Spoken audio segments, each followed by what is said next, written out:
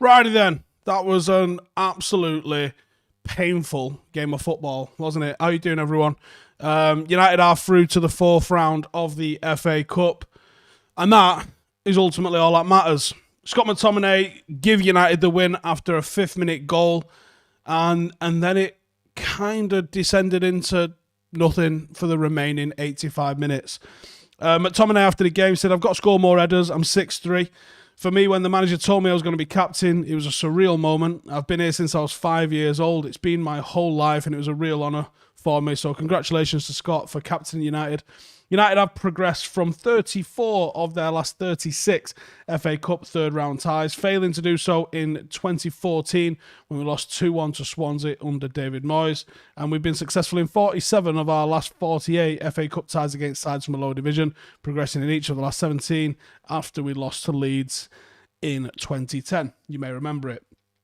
McTominay has now scored 4 goals in all competitions this season, one short of his best tally in a single campaign, which was last season where he got 5. 3 of those have been scored in the first 5 minutes of matches. United have been starting quite well of late, it must be said. When we can get on the score sheet, it does look like we're going to go on and do it, and when we start well and we don't get anything from it, that's when it's a bit rum. No United player had a higher pass accuracy or completed more tackles or completed more passes with 70 tackles and 3 out of 3 tackles than Donny van der Beek against Watford. For me, he looks silky at times, but he's going to have to do better than that to nail down a starting place for Solskjaer. Tellez created 6 chances against Watford, which is more than any other player, twice as much as any other player. McTominay's game by numbers, I think he was man of the match. I think he was probably deserving of that. I think he was awarded BTs. Rossi and Axel played well. Yeah, I would agree with that, to be honest, pal. 100% tackles won, 100% aerials won, 80% pass accuracy, 3 clearances, 1 shot, 1 goal. There you go. Yeah, there you go. Tellez, I thought, defensively sound, provided a fair bit going forward. I want to see more in the first team doing the same sorts of things, and also being under pressure more in the Premier League than you are. I don't think it's fair to judge any player too harshly or too softly on the back of that performance against a team which, let's be honest with us, just aren't good enough. You know, it's a team of full league below us, and they didn't really come and show the sort of fight that you expect a team from the Championship to do. It was almost like they didn't really care if they went through or not, and that makes for a horrible situation to play your game in. It really does, doesn't it? And yeah, just not feeling it at all, to be honest with you. We have got some questions and comments from the Patreon group. Hope this helps FC says, do you think we'll win the Stanley Cup this season? I'm going to say no. Time to move on for Dan James, says Pesklek. To be honest, yeah, you maybe want to see a little bit more from Dan James in a game. I thought there was, what I kept noticing from Dan James, he was an outlet ball, maybe in the middle third, and he just didn't seem to progress it at all when he got it. I thought it was a little bit off. And Wackden Stanley says, Greenwood looks miserable. Reckon it's lack of form or something else. It could be a combination of things. You got to remember how young he is. I think it could be a combination of things. But yeah, I was hoping for a bit more from Mason today. He did look a little bit flat. It was a good opportunity for him to do more and provide more, and ultimately didn't really see it from him. It was a bit flat, really, from Mason tonight. Lingard was fine today, says I look to cook. Nothing noteworthy. Do you think he missed a big opportunity to showcase himself for a possible move? Yeah, potentially. I just done a fan cam there with Adam, and one of the things Adam said was it good to see your underutilized players playing, and even if they didn't, put in man of the match performances, they put in decent performances, they put in decent shifts. They certainly didn't let the team down. And I said, yeah, and that's massively important for a squad competing on multiple fronts, is the ability to do that. The ability to call on someone who might only be called upon whenever, and have them come in and do something as you go forward. And And I thought it was an all right performance. I would say I thought positionally he could have done a lot better. Again, United just need someone whose natural instinct is to hold their width on that right-hand side and attack down there, because nobody does it. And when we do, and that's I think why Marcus has ended up playing there, because he actually will do a job. No one can do it, but when we do, we look half decent at doing it. So you got to have a bit more than that. Did Donny go missing tonight a bit? I don't think so. I think it was just a very flat game. Not massively tested. And not a bad enough opponent where you could just crush them without really looking. So, how good is it to see a set piece being scored? I guess it's all right, but I'll be much happier when I see set pieces defended. What do I think about zonal marking on corners? I don't like it. Profit Hub Signal says lay off Mason. What the fuck is wrong with people? Did I lay into Mason there at all? I thought he was a bit flat. Wanted to see a bit more out of him. If that's laying into him, fuck me, you are an absolute bitch, aren't you? Jesus Christ. Get some fucking backbone, mate. What do I think of zonal marking on corners? For me, I don't like this phrase because it's a fucking big cliche, but it's true. Space doesn't score goals. People score goals. You got to mark the people, but you've also just got to get your head on a ball. Why do I always look suicidal? That's just my face, mate. I wake up fucking irritated. Oh, that's a good point, says Simon. What happened to Igalo? That is a good point. I didn't like how Ollie teased Igalo will definitely play. It's his old club, this, that, and the other. Although he might not have said definitely. I thought it was a good opportunity to get Igalo onto the pitch. A little bit disappointed that he didn't manage to do that.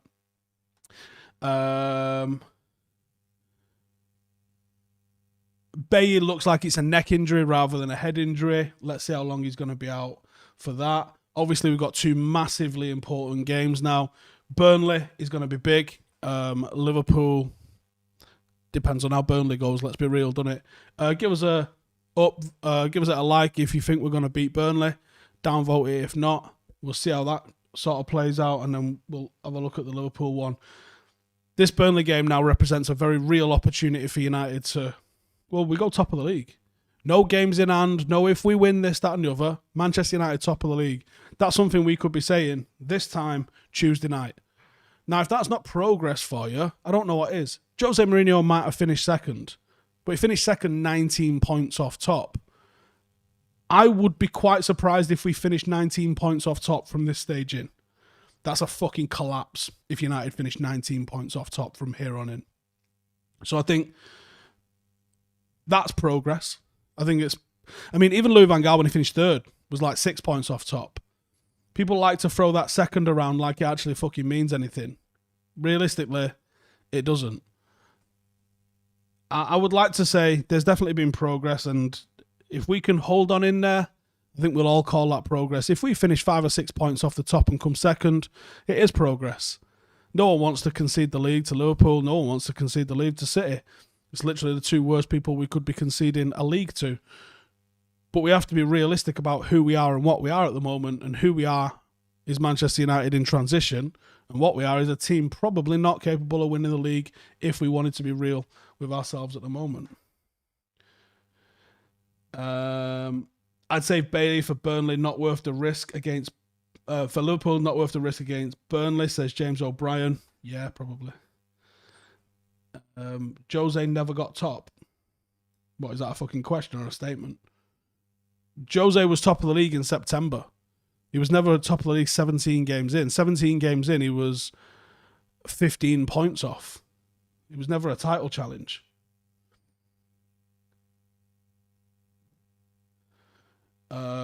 Steve, we are out of the Champions League. And? I know we are. Burnley will be the game where we actually have to turn the corner. Yeah, I agree, Ross. Yeah, I do agree with that, mate. Am I worried about Maguire getting a 5th yellow card against Burnley? Ooh. Alex, you're about 10 metres away from it. I'll come in there and fucking hit you with a chair. Interesting how we scored from a corner with no Maguire. Yeah, and when he came on, he was the one that we were aiming for and getting double marked. I'd just start using him as a decoy now. Fuck it. Huge week, says Ryan. Yeah, absolutely agree. Who starts at Anfield? Well, we will be getting into that by the end of the week. Oh, shit. I got some mad thick hair. I do. It's fucking sensational. Thank you. VD being more of a Barca style of player. No, not necessarily. I think there's a time and a place for him. I think Ollie's being very cautious with him. I'm not sure why. But yeah, it's one of those, isn't it? Focus on the league more than anything. Yeah, because fuck Europa League. Does my head in. Not a fan. What do I think about Haaland today? He almost signed with United in the summer. I haven't watched Haaland today, so I don't know what happened. It would have been very interesting to see him. I don't think he almost signed with United in the summer. I think he almost signed for United in the last January transfer window. Is Cavani available now? Yes, he is. And I would expect him to play. Maybe not a full game against Burnley, though. If you can get through there without nailing him, you can then play him for the whole game against Liverpool, where I think what he specifically offers is going to be far more valuable than what we probably would get out of him playing against Burnley. Rory's just dropped in a €5 finger. Thank you very much, our kid.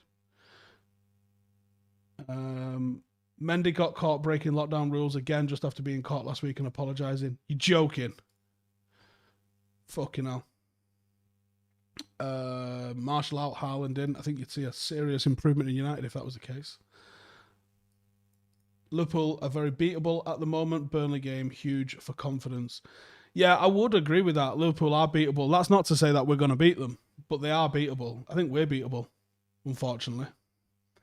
Tellez struggling defensively. I didn't see that tonight, but I also wouldn't say that Watford are the greatest example of that.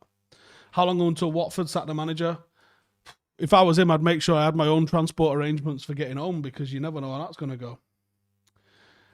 LVG gave youth a chance. Why no Palestri? He's got the Rona, mate. Think about it. We had 6 academy players starting. You won't see that in many clubs in the world, but you also won't hear anything about it in the press, says James. Yep.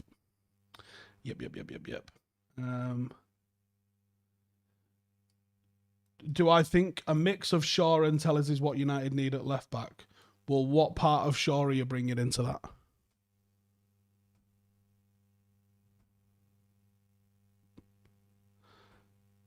I feel like Greenwood wanders to the right too often. No one in the box when he goes. He's got to learn how to be. He's got to learn how to be a centre forward. He ain't there yet, and he's gonna have to grow in his frame to be able to get comfortable doing it. But he's there, He's there. Haaland reminds me of a clinical finisher like Ruud van Nistelrooy. Ooh, I definitely disagree on that. They are such different centre forwards. Such different. Ruud van Nistelrooy was like almost like a Chicharito, but big. He was like 6'1" or something. Yeah. Do I think United need to hire a director of football and set piece specialist coach? Absolutely do, yes. Yeah, I absolutely definitely do that. We were speaking about that on Friday, actually. And I definitely do think that is the case. Someone in the comments saying Luke Shaw, best left back in the league. See, this is where we end up going on fucking rants, because people put absolute wibble in like that. He's probably not in the top 10.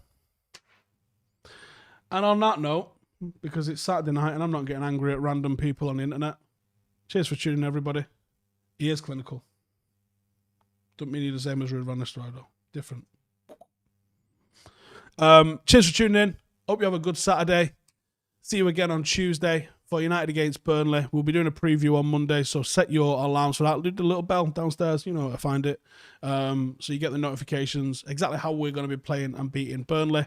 Back along for the watch along on Tuesday night, and then we'll see how it rolls. It's starting to look a little bit more like normality. It's a killer. There's 2-3 games a week, but we'll get there. Cheers for tuning in. Make sure to subscribe if you haven't, and I'll see you guys in the next one. Laters.